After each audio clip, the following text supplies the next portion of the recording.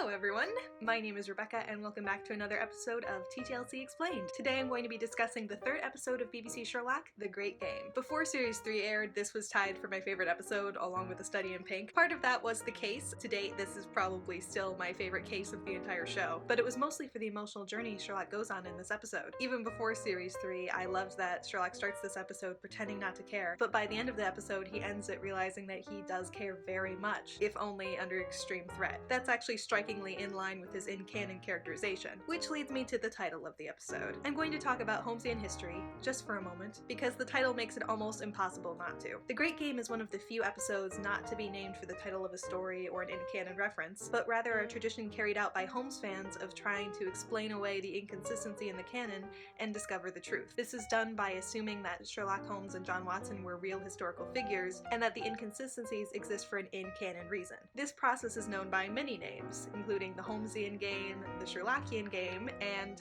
most relevantly, The Great Game. I'm not just bringing this up because it's fun trivia.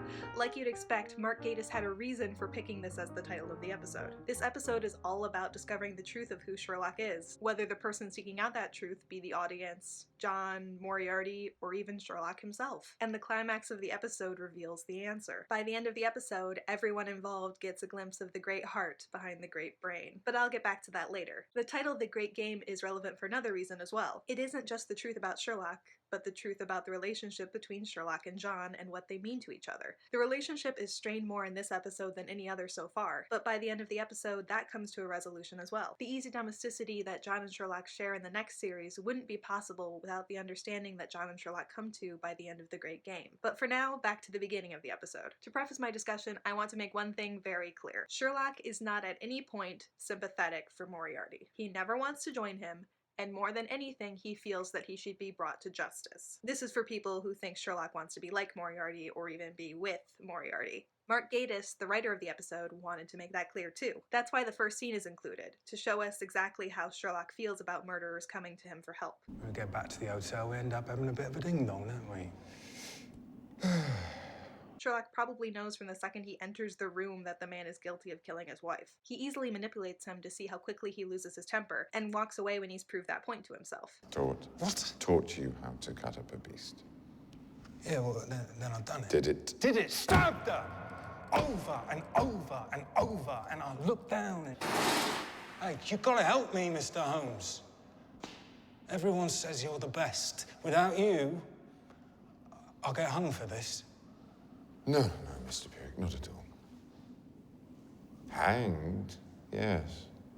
That smile there is everything, and you have to know that the man is guilty for it to make sense. Sherlock isn't refusing to help him just because he doesn't speak exact English, but because he actually murdered his wife and is trying to trick Sherlock. Sherlock is happy knowing that this killer is going to be brought to justice, because he believes that's what should happen to people who harm others. They should pay for their actions. That's crucial. I think Mark said it best himself in the episode commentary. The thing I'm very satisfied with as well is the whole idea that he's convinced himself that he doesn't need anyone, he has no heart, and eventually we realise he does. He's not Moriarty. Really, he realises he does have a heart. He's one of us, not one of them. The episode proper starts with Sherlock shooting holes in the wall and saying he has nothing better to do. What the hell are you doing? Bored. What? Bored! No. Bored! Bored! Like we learned when Sherlock called himself a sociopath and Mark just confirmed, Sherlock is unreliable. So we should look to the context rather than take his words at face value. First off, what specifically is he shooting at? A smiley face painted with the same paint from the case in The Blind Banker. You could say that's just a clever through line, but I think there's more to it. The paint is a reminder of that case, of a time when Sherlock thought he had a chance at a relationship with John, which he no longer believes. Not with Sarah in the way, and not based on what Sherlock just read on John's website. So he takes that reminder of a hopeful time, paints an optimistic smiley face on the wall, and shoots it repeatedly with John's gun. He's angry with himself for having that hope. He easily hands the gun over to John the second he asks for it, showing that this whole move was just to get John's attention. God! And what's gone into the criminal classes? The conversation continues along these lines. So you've written up the taxi driver case? Yes. A study in pink. Nice. Well, you know, pink lady, pink case, pink phone. There was a lot of pink. Did you like it? No. Why not? I thought you'd be flattered. He really did too. If you check out the case on John's blog, the write-up is a mixture of self-deprecating and romantic. Self-deprecating in the fact that John is clearly questioning his devotion to a man who comes across as so unfeeling. Unfortunately, Sherlock only reads the insults and sees the romantic gush as a result of poor writing. And that John really thinks he's basically just a ridiculous madman that he only barely puts up with. Flattered. Sherlock sees through everything and everyone in seconds. What's incredible, though, is how spectacularly ignorant he is about some things. Now, hang on a minute. I didn't mean that in a... Oh, you meant spectacularly ignorant in a nice way. Listen, this is my hard drive, and it only makes sense to put things in there that are useful. Really useful. Ordinary people fill their heads with all kinds of rubbish, and that makes it hard to get at the stuff that matters. Do you see? It's often overlooked that in the exact same scene where Sherlock says he doesn't keep useful information, he demonstrates that he's memorized John's write-up of the case. He obviously doesn't think the blog is pointless. No, it just really hurt his feelings. Because he does have those, no matter what he says. All that matters to me is the work. Without that, my brain rots. Put that in your blog. Or better still, stop inflicting your opinions on the world.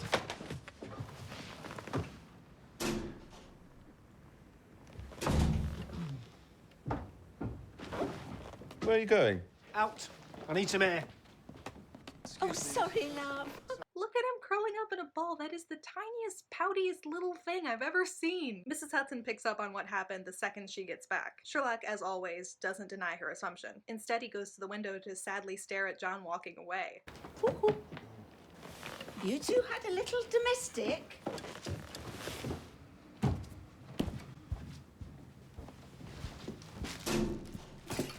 Oh, it's a bit nippy out there. He should have wrapped himself up a bit more. That's really gay. Then the building across the street gets blown up, but at least Sherlock has a distraction from his feelings. Can't come too soon. Hey, what have you done to my bloody wall? I'm putting this on your rent, young man.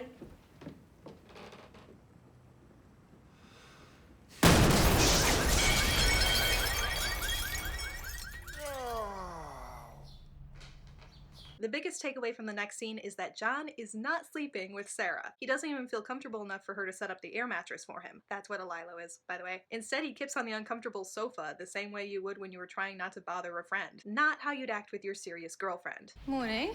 Oh, morning. See? Told you should have gone with a lilo. No, it's fine. I slept fine. It's very kind of you. He seems to be using Sarah as a way to get away from Sherlock when it's too much to be around him. That can't be good for their relationship. They vaguely talk about potentially having sex, but the conversation goes nowhere. Well, maybe next time I'll let you keep at the end of my bed, you know. Which was discovered quietly mouldering What about away the on a time after lawn that? some 18 months ago. Experts are hailing it as the artistic find of the century, and no one. So, do you want some breakfast? And as always, John ends up ditching his girlfriend when it looks like Sherlock needs him. £50 million. This one is anticipated to do even better. Back now to our main story. There's been a massive explosion in central London. As yet, there are no reports of any casualties, and the police are unable to say if there is any suspicion of terrorist involvement. Sarah! Police have issued an emergency number for friends Sarah! and relatives of the residents. Sorry, I've got to run. Of course, Sherlock is fine, and John gets back to Baker Street to find Sherlock and Mycroft in a bit of a standoff.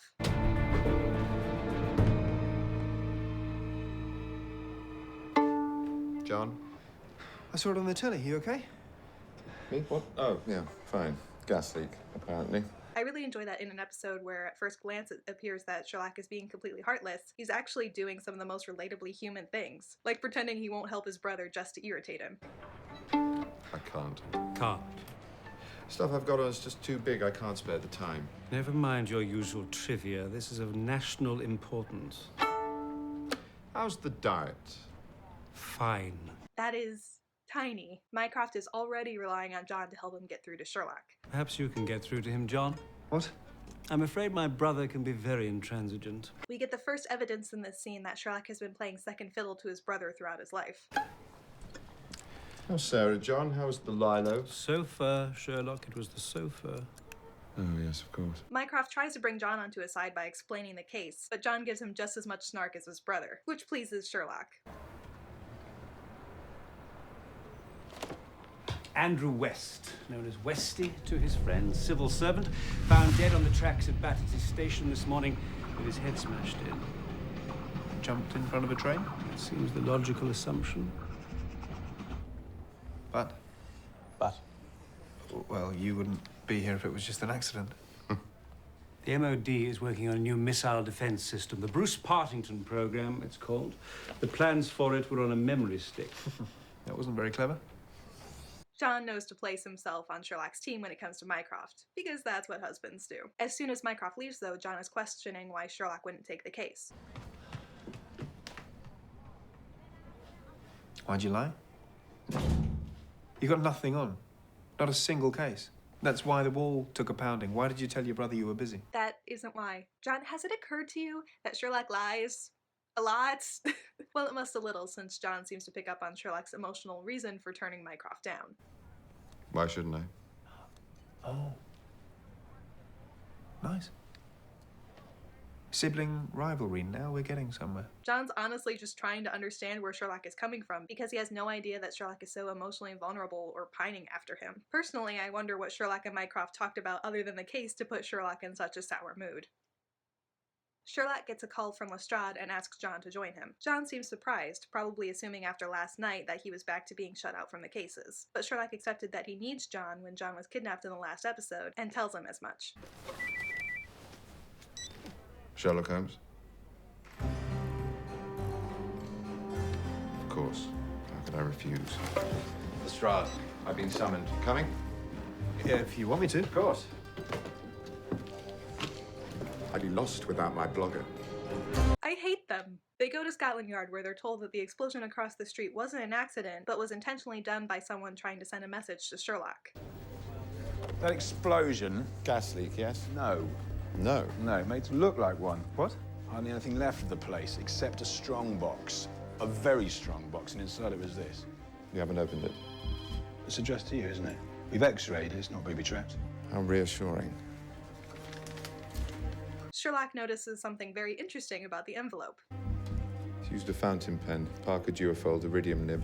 She? Obviously. Obviously. All the way back then, they were already planting the seeds for Mary. Inside the envelope is a phone made to look like the one from A Study in Pink.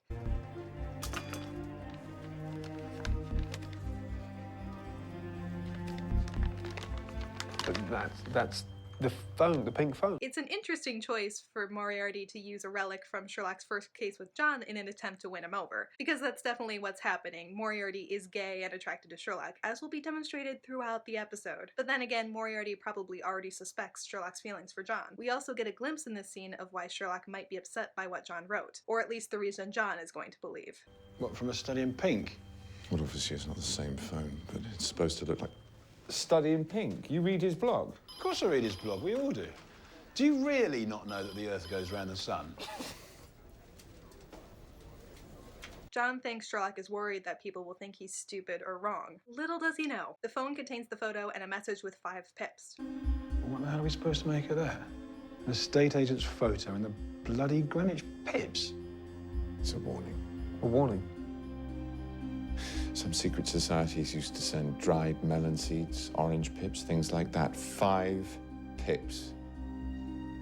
They're warning us it's going to happen again. Sherlock recognizes the location and leads everyone to 221C to find the bomber's next message.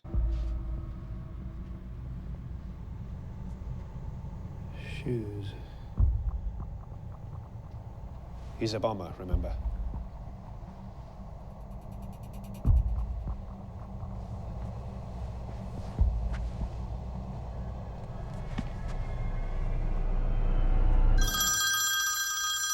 I still get chills at that. Sherlock answers the phone and finally interacts with Moriarty.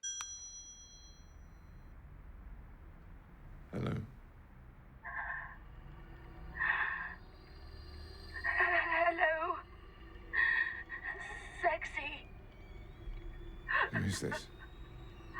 I sent you a little puzzle just to say hi. I want to talk for a second about the choice to make Moriarty, Sherlock's greatest rival, aggressively sexual towards him. To me, at least, it makes the situation even scarier. But more importantly, it also makes homoeroticism a key point in the narrative, even outside of John and Sherlock's relationship. It also serves to make Moriarty not only Sherlock's foil, but also John's, or at the very least, John's rival. Sherlock will ultimately have to pick one of them, and it's not even a hard choice for Sherlock, but the fact that they set up Moriarty as a kind of romantic rival for John is one of the best adaptation choices they could have made for what they're going for. Moriarty tries to appeal to Sherlock as if he's like him, and so stages scenarios where Sherlock can feel clever about himself by solving the puzzle and saving someone's life. The lives at stake don't matter to Moriarty at all. They're just a ploy to get what he wants. Sherlock. To an extent it works. Sherlock always loves solving these kinds of puzzles, and he'd been expecting this anyway, so he's very excited to get to work solving the case. The curtain rises. What? Nothing. No, what did you mean? I've been expecting this for some time. John is preoccupied with the woman on the phone, but Sherlock understands that there's no use trying that angle and is so directing his energy elsewhere. So who do you suppose it was? Woman on the phone, the crying woman. Oh, she doesn't matter. She's just a hostage. No lead there. For God's sake, I wasn't thinking about leads. You're not going to be much use to her. He's so engrossed in the puzzle that he can't even bother to check his phone, but his solution shows his comfort level with John. Bomber's too smart for that. Pass me my phone. Where is it? Jacket.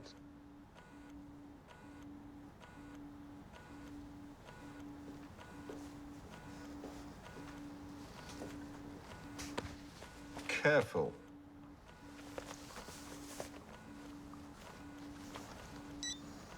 Text from your brother. Delete it. Delete it? Sherlock isn't interested in his brother's case. In my reading, this is partially because he's upset about something that Mycroft said to him, and so he's being kind of petty about it, but part of that is the comparison to the case he's currently working on. Sherlock admits so himself. Look, Andrew West stole the missile plans, tried to sell them, got his head smashed in for his pains. End of story. The only mystery is this. Why is my brother so determined to bore me when somebody else is being so delightfully interesting? John clearly isn't happy with that. Try and remember there's a woman here who might die. What for? This hospital's full of people dying, Doctor. Why don't you go and cry by their bedside and see what good it does them? I mean, admittedly, Sherlock does kind of have a point, but it has to be hard to deal with from John's point of view. Sherlock is about to meet the man behind the bombings, even if he doesn't realize it. Again, drawing emphasis to this, Mark Gatiss chose to use Sherlock and Moriarty's first face-to-face interaction to explicitly show Moriarty's interest in Sherlock and Sherlock's utter disdain for Moriarty, and John's jealousy over the situation. Seriously, watch his body language. Come in. Jim, this is Sherlock Holmes. Ah. And, sorry. John Watson, hi. Hi. So you're Sherlock Holmes. Wally's told me all about you. Are you on one of your cases? Jim works in IT upstairs. That's how we met. Office romance. Gay. Sorry, what? Nothing, hey. Sherlock instantly picks up on the fact that Moriarty is gay and interested in him. You know who else he thought was attracted to him? John. Sherlock gets annoyed when Moriarty leaves his number, because he's meant to be in a relationship with Molly and he's just flirting with other people right in front of her. Sorry. Well, I'd better be off. I'll see you at the Fox, about 6-ish? Yeah. He doesn't appreciate Moriarty hurting other people to get close to him. Sherlock proceeds to steadfastly ignore him because he's not interested. Bye. It was nice to meet you. You too. This is with Moriarty. Mark is explaining the entire episode right here. Sherlock might be drawn in by the cases, as he is in this very scene, but he does not care about the person behind them, and will expose his wrongdoings as soon as he's given the chance. His underwear. Visible above the waistline, very visible, very particular brand. That plus the extremely suggestive fact that he just left his number under this dish here, and I'd say you better break it off now and save yourself the pain. You can tell by his face at the end that he's surprised by Molly's reaction. He was only trying to help her, and wouldn't she rather know now? Unlike him, who only realized he didn't have a shot with John until too late, Molly and John don't see it that way. Charming, well done. Just saving her time, isn't that kinder? Kinda, no. Sherlock, that wasn't kind. Sherlock is tired of feeling like John is constantly rubbing in how often he messes up, and decides to return the favor by trying to make John deduce information the way he does. John suspects this, but is easily swayed by a bit of prolonged eye contact. Go on then. You know what I do, off you go. No. Go on. I'm not going to stand here so you can humiliate me while I try and An disseminate... outside eye, a second opinion. It's very useful to me. Yeah, right. Really?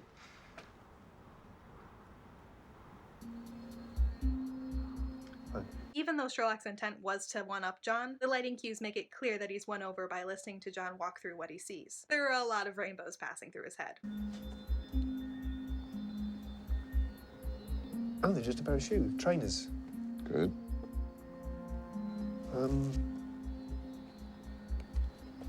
They're in good nick. I'd say they were pretty new, except the sole has been well worn, so the owner must have had them for a while. Very 80s, probably one of those retro designs. You want sparkling form. What else? Oh, they're quite big, so a man's, but there's traces of a name inside in felt tip. And adults don't write their names inside the shoes, so these belong to a kid. Excellent. What else?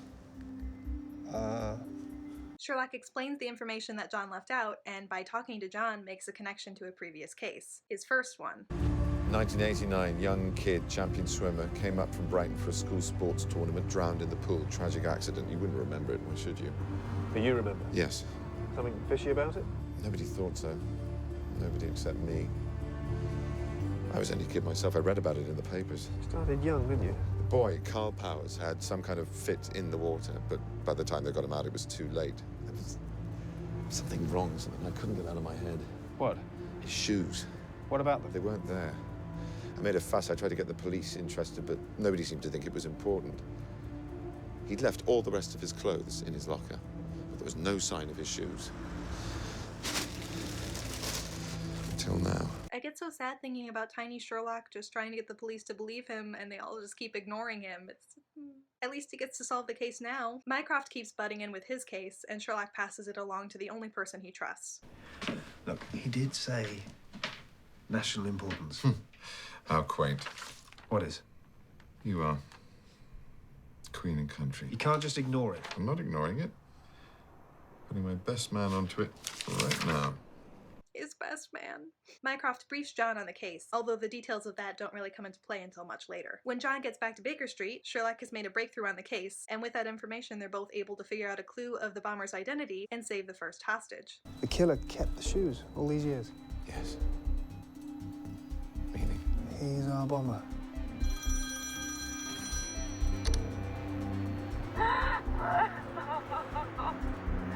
Well done, you. Come and get me. Where are you? The next day, Sherlock is anxiously waiting for the next case to start, and even compliments the mastermind on his plan. Or if you hadn't solved the case. Oh, elegant. Elegant. John clearly isn't pleased with that statement. Like Mark said in the commentary that I played in the beginning, Sherlock has convinced himself that all he really needs is his brain work. So he kind of sees himself on Moriarty's level, but like Mark told us, he's wrong about this. What was the point? Why would anyone do this? No. I can't be the only person in the world that gets bored. Sherlock gets a call from Moriarty and looks alarmed the second he realizes that it's him. John instantly notices that something is wrong. Hello? It's okay that you've gone to the police. Who is this? Is this you again? But don't rely on them. Clever you. Guessing about Carl Powers. I never liked him. Carl laughed at me, so I stopped him laughing. And you've stolen another voice, I presume. This is about you and me. When Moriarty talks about ending the sounds of life if Sherlock fails, Sherlock is frozen in place with the phone still held by his head until Lestrade shows up and gives him something to work on. Who are you? What's that noise? The sounds of life, Sherlock. But don't worry. I can soon fix that. You solved my last puzzle in 9 hours. This time you have 8. Great. We found it. At the crime scene, Sherlock manipulates the victim's wife the same way he did with the killer at the beginning of the episode. And for the same reason. He knows she's guilty. Sherlock Holmes, very old friend of your husband's. We grew up together. I'm sorry, who? I don't think he ever mentioned you. Oh, he must have done. This is horrible, isn't it? I mean, I just can't believe it. I only saw him the other day. Same old Ian, not a care in the world. Sorry. My husband has been depressed for months. Who are you? Really strange that he hired a car. Why would he do that? It's a bit suspicious, isn't it? No, it isn't. He forgot to renew the tax on the car, that's all. Oh, well, that was Ian. That was Ian all over. No, it wasn't. Wasn't it? Interesting. If he was capable of feigning compassion all the time, he'd be much more well-liked by Scotland Yard. But you can see even in that short interaction that his facade slips up, and he only does it with a person he suspects is guilty of a crime. He doesn't manipulate everyone like that because he's not actually a sociopath and he can't. John might see this as more potentially worrying evidence, but he still asks for Sherlock's explanation of his actions. He wants to believe in him. And he completely disregards Sally trying to scare him off Sherlock again. Why did you lie to her? People don't like telling you things. They love to contradict you. Past tense, did you notice? Sorry, what? I referred to her husband in the past tense. She joined in. Bit premature, they've only just found the car. You think she murdered her husband? Definitely not. That's not a mistake a murderer would make. I see. No, I don't. What am I seeing? Fishing. Try fishing. Where now? Janus Cars. Just found this in the glove compartment. Sherlock's interactions with Mr. Hewitt confirm that he isn't capable of tricking people into thinking he's likable. Nice holiday, Mr. Hewitt. Hey? You've been away, haven't you? Oh, no, it's sunbeds, I'm afraid, yeah. Too busy to get away. My wife would love it, though. Bit of sun. Have you got any change for the cigarette machine? What? Well, I noticed one on the way in and haven't got any change. I'm gasping.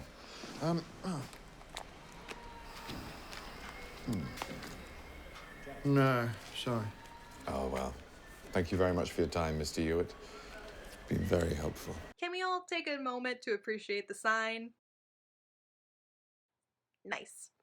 Sherlock figures out Janus Carr's involvement and tests the blood sample to confirm it's been frozen.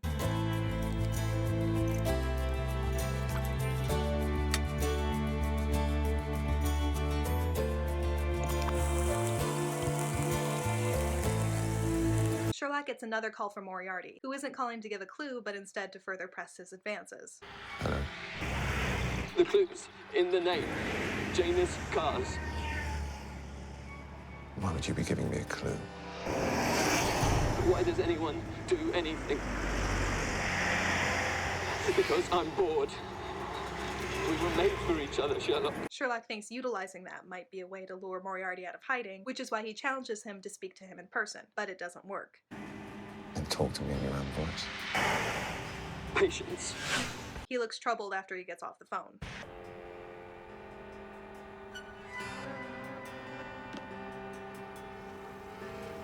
But he's one step closer to solving the case and bringing the bomber to justice.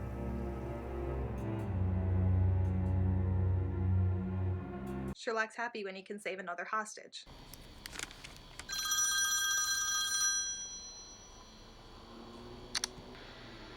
He says, you can come and fetch me.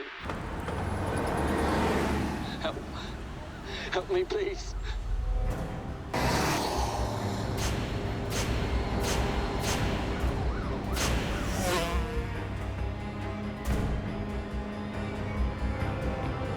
Sherlock takes John out for breakfast the next morning before the next case starts, which, you know, why would he want to eat if he wasn't hungry? No, I already did that joke. Once was enough. John takes the opportunity to talk to Sherlock about the person behind it, because it's obvious at this point that this was all tailor-made for Sherlock. Sherlock is still pleased that John worked it out, though. Has it occurred to you that the bomber's playing a game with you? The envelope, breaking into the other flat, the dead kid's shoes, it's all meant for you. Yes, I know. Is it him then? Moriarty? Perhaps.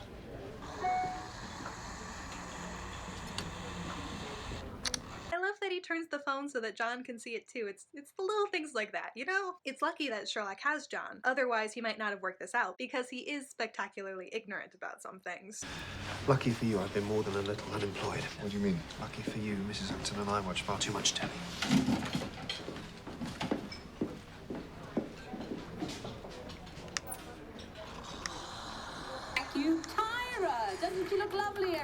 John's there to fill in the gaps. Okay, that was the last video. I'm sorry. I stopped. I'm quitting. He gets another call from the bomber, and to me, this next line is the scariest thing in this entire scenario. Why are you doing this? I like to watch you dance.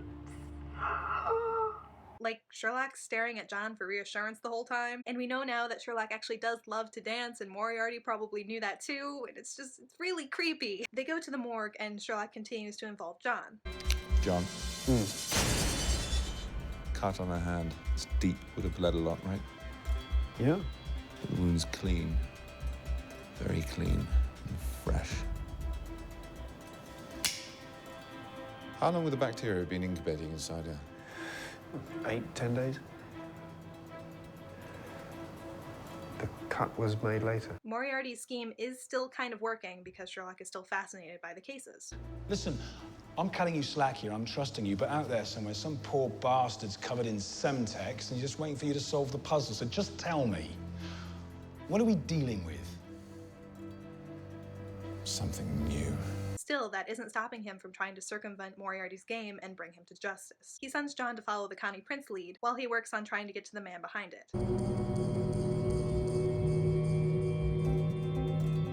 Connection. Must be a connection.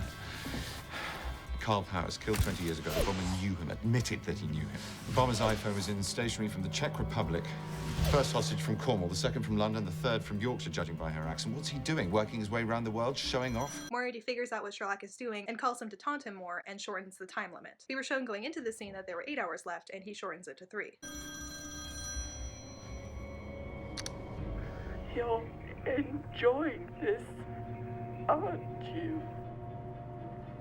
Joining the dots. 3 hours. Boom. Boom. The next case involves more gay characters. Wonder why they keep doing that. John thinks he's figured out the case and calls Sherlock to help him investigate. No. You fire away.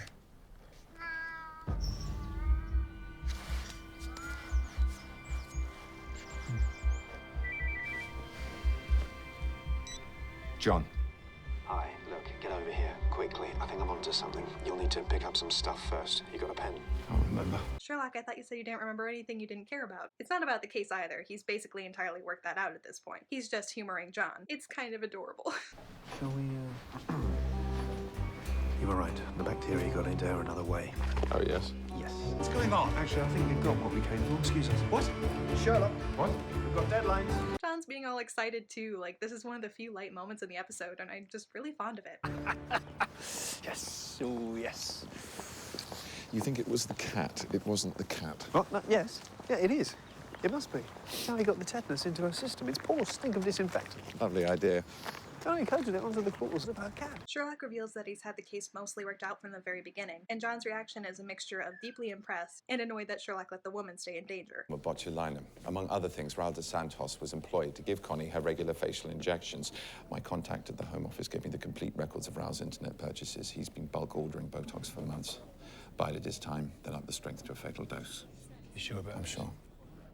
All right, my office. Hey, Sherlock, how long? What? How long have you known?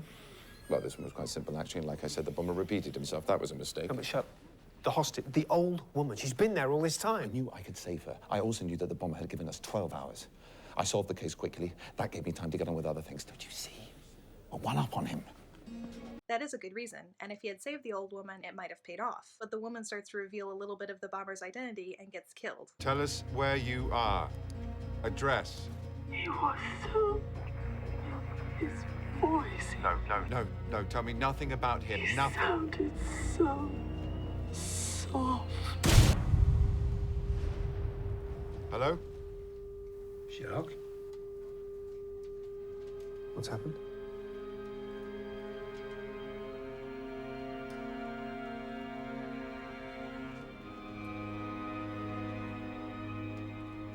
You can see from Sherlock's initial reaction that he is upset, but he has to push that down to keep functioning. It works a little too well, though, and John finally reaches his limit.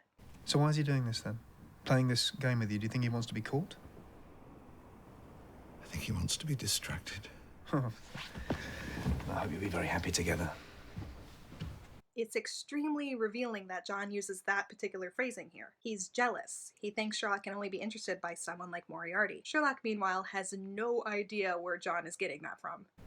Sorry, what? There are lives at stake, Sherlock. Actual human life. Just so I know, do you care about that at all? It's more than jealousy, though. John's worried that this is all just a game to Sherlock, and Sherlock espousing the philosophy that Mycroft has been drilling into him since childhood, that he should repress his feelings because they get in the way, isn't going to help.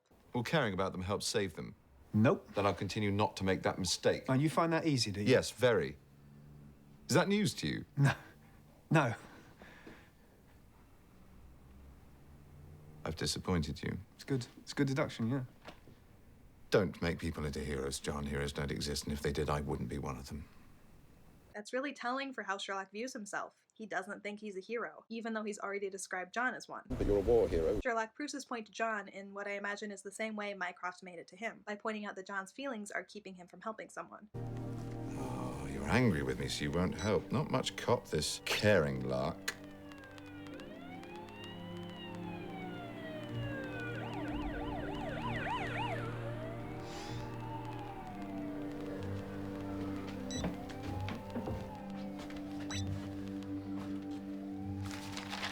He has a point. This time around, Moriarty doesn't give a time limit. He probably figured that was the best way to keep Sherlock on his toes. Sherlock makes the connection between the dead security guard and a recently rediscovered painting. John has gotten over his anger with Sherlock. He realized that he was right to an extent, and so he asks for clarification and praises Sherlock and his deductions the way he usually does. Sherlock, like with the hero comment earlier, downplays himself. Sherlock, do you want to take us through it?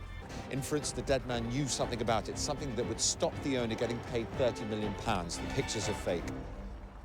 Fantastic. Meretricious. And a Happy New Year. Moriarty's tactic of breaking pattern to keep Sherlock focused worked, and Sherlock focuses all of his resources on the case at hand. He puts his homeless network to work looking for the golem, goes to the gallery himself to investigate the painting, and sends John to investigate the security guard's personal life.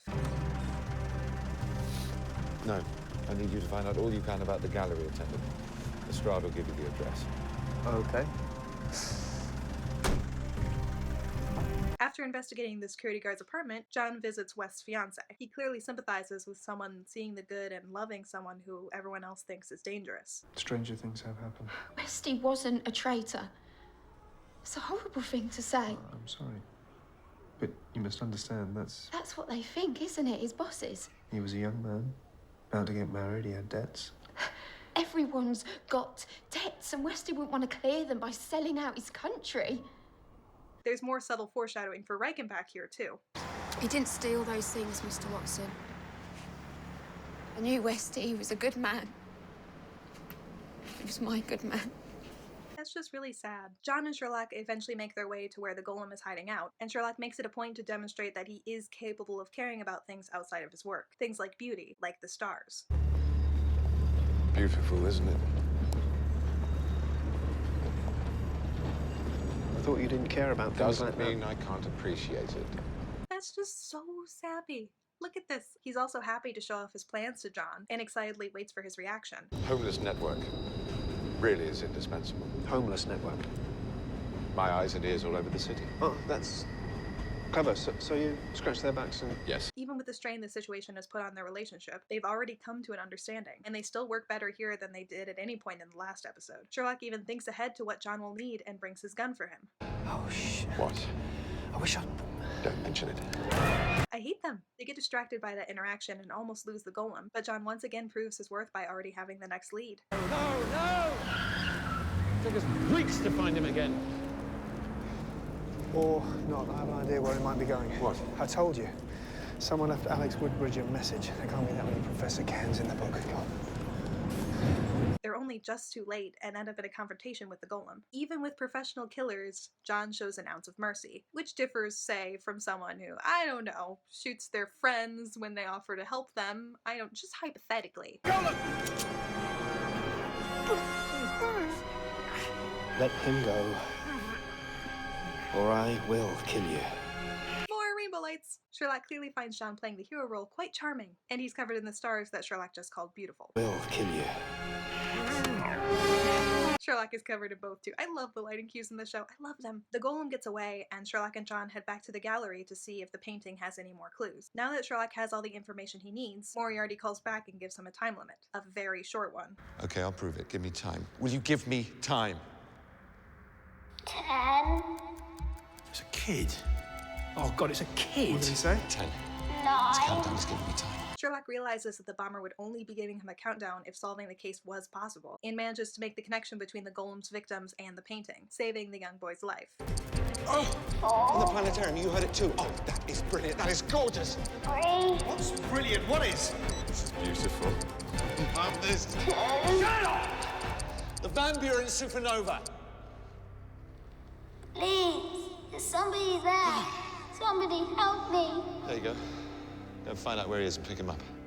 It's that relieved glance that confirms for John that Sherlock does care, no matter what he says, and he happily follows after Sherlock. So how could it have been painted in the 1640s?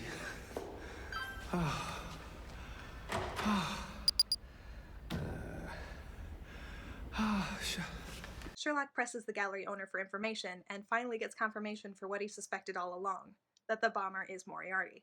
Well, there was never any real contact. Just messages.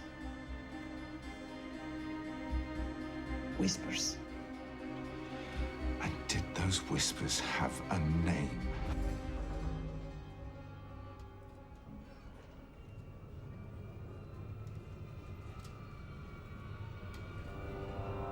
Moriarty.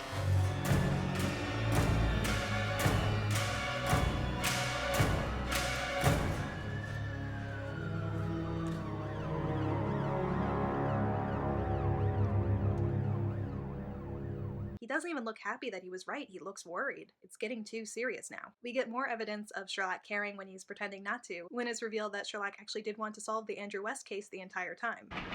Points. Yes! You'd get there eventually. West wasn't killed here, that's why there was so little blood. How long have you been following me? Since the start. You don't think I'd give up on a case like this just to spite my brother, do you? They go to the fiancé's brother's house and break in. When he comes back, we get one of my favorite John moments.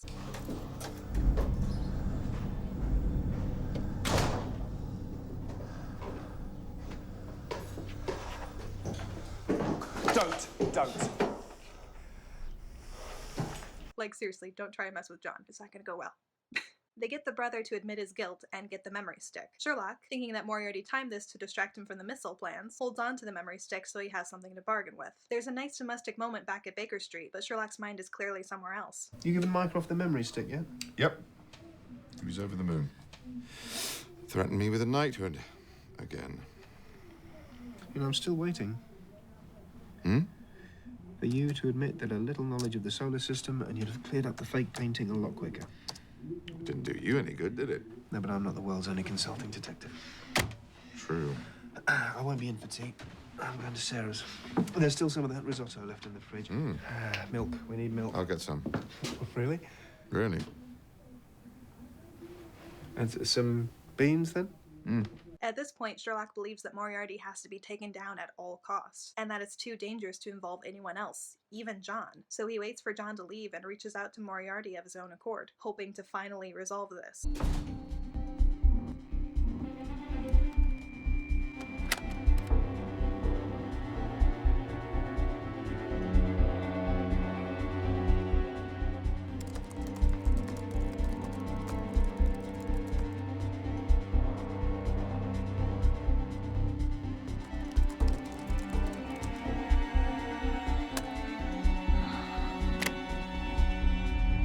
Moriarty is still one step ahead of him. There was one pip left after all, and what better way to finish than with someone Sherlock really cares about? So that leads us to the pool scene, which is one of the most important scenes of the show. It's the first of many times that the writers are going to adapt the moment of revelation from the adventure of the three Garridebs to bring Sherlock and John closer together. And this is where the entire arc of the first series culminates, and this scene lays the foundation for everything that's going to happen from here on out, including the dynamic between the three characters present. Sherlock arrives at the pool thinking he's totally in control. He holds up the memory stick thinking that he solved it, that he's finally outsmarted Moriarty. Bought you a little getting to know you present. That's what it's all been for, isn't it? All your little puzzles making me dance, all to distract me from this. He can't suspect what happens next.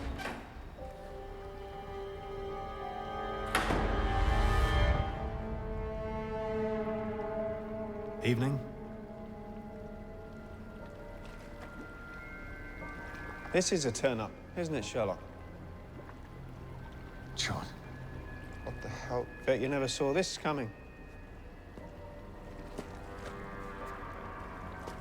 He's completely blindsided at the possibility that it was John, that John could betray him like that. Of course he didn't, but discovering that doesn't make Sherlock any less frightened. What would you like me to make him say next? Gottlob gear. Gottlob gear. Gottlob gear. Stop it. Nice touch, this. The pool where little Carl died. I stopped him. I can stop John Watson too. Stop his heart. Who are you? And of course, here's where it's revealed that what at first seemed like a cheap gay joke was actually key to everything. So not just a cheap gay joke. In fact, a No, supervillain. never, exactly. No, never. Moriarty doesn't let up on the flirting now that he and Sherlock are face to face. He keeps it going. Is that a British Army Browning L9A1 in your pocket? Or are you just pleased to see me? Both. Jim Moriarty. Hi. Sherlock still admires all of the planning that's gone into this. Consulting criminal. Brilliant. Isn't it? But as soon as Moriarty talks about getting away, Sherlock readies his gun to shoot him, because above all, he wants to stop him. No one ever gets to me. And no one ever will. I did. He knows that Moriarty has been risking getting caught for fun, that he wants a true rival, so he plays into that, but he keeps nervously stealing glances at John covered in explosives. His heart's not in it. I cut loose all those people, all those little problems, even 30 million quid just to get you to come out and play. So take this as a friendly warning, my dear. Back off. Moriarty talks about the entire thing as if it's a game he's been playing to win over Sherlock. And Sherlock brings up the human lives lost, because again, he does care about that, unlike Moriarty. Although, I have loved this little game of ours, playing Jim from IT, playing gay. Did you like the little touch with the underwear? People have died. That's what people do! Sherlock makes it clear that the only thing he wants to do with Moriarty is stop him, and finally lets himself check in on John. I will stop you. No, you won't. You're right. You can talk, Johnny boy. Go ahead. He gives up his bargaining chip, hoping that will buy their safety. Take it. Hmm? Oh. That. A missile plan. He miscalculated, though, but John takes advantage of the opportunity to try to give Sherlock the chance to escape. Boring. I could have got them anywhere. Sherlock, run! John tries to sacrifice himself for Sherlock. Sherlock can't leave John, though, so all this move does is reveal John's weakness. Oh, good. Very good. Your sniper. Pulls that trigger, Mr. Moriarty, then we both go up. You're me sweet. I can see why you like having them around, but then people do get so sentimental about their pets. They're so touchingly loyal. But oops! You've rather shown your hand there, Dr. Watson. Gotcha. The weakness is mutual, though. Moriarty's ultimate threat makes that much clear. Do you know what happens if you don't leave me alone, Sherlock? To you? Oh, let me guess. I get killed. Kill you? No, don't be obvious. I mean, I'm gonna kill you anyway someday. I don't want to rush it, though. I'm saving it up for something special. No. If you don't stop prying, I will burn you. I will burn the heart out of you. I have been reliably informed that I don't have one. But we both know that's not quite true. Sherlock has a heart, and Moriarty has covered the person who has a hold on it in explosives. He'll burn his heart. That's a very romantically charged threat. And again, in context, he'll achieve that by taking away John. It's an effective strategy, to say the least. With his point made, Moriarty goes to leave, and Sherlock tries to keep his cool to the last, making a clever comment about catching him. As soon as Moriarty is gone, though, Sherlock freaks out. Ciao, Sherlock Holmes. Catch you later. No, you won't.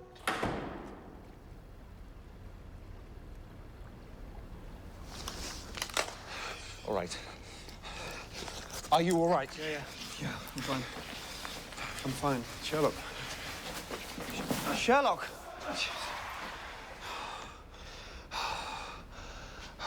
You're not hurt, Watson. For God's sake, say you are not hurt. See what I'm saying about Gyarados yet? We can all see the depth of loyalty and love that lays beneath the cold mask. This isn't the actual moment of revelation just yet.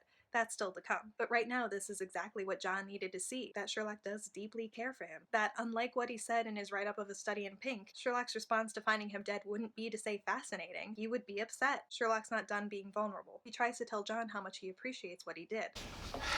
Are you okay? Me? Yeah, fine. I'm fine. That thing that you did, that you offered to do, that was good.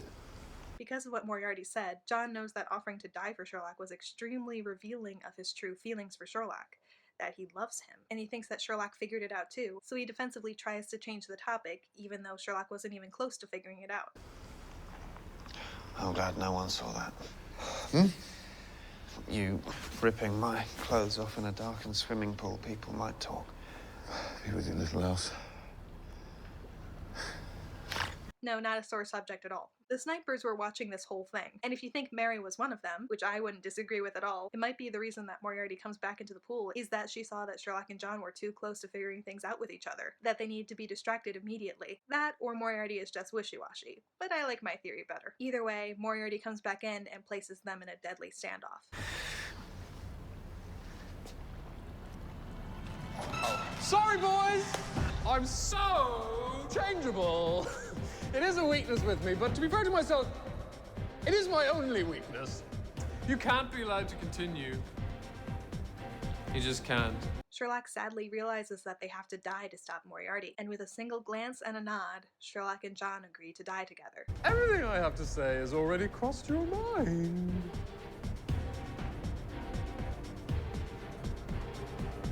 Probably my answers crossed yours.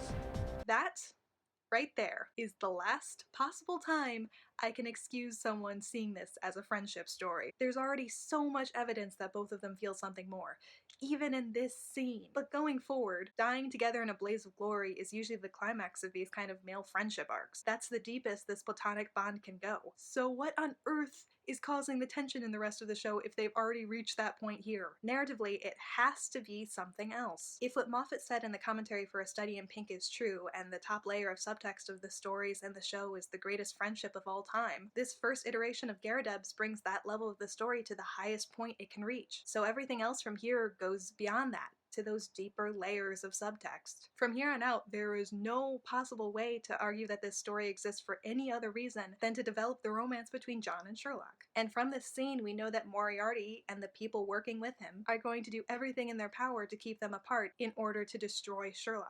Because Sherlock's love for John is his greatest weakness, and it can be exploited to reduce all of his talents to nothing, as we've seen time and again. And at this point, John thinks he's thoroughly revealed his feelings, and that Sherlock doesn't return them, so he's going to try to repress them so he doesn't drive Sherlock away. That's everything you need to know for the second and third series, and it's all perfectly set up in this 10-minute scene. For that reason, it's one of my favorite scenes of the entire show. Funnily enough, my actual favorite scene also includes Sherlock, Moriarty, and John in a standoff, and that scene transitions the show to the next arc, but of course that comes much later. For now, Sherlock and John are locked in a deadly stalemate with Moriarty, where they can't be safe or be together until he's gone, and that's going to take years.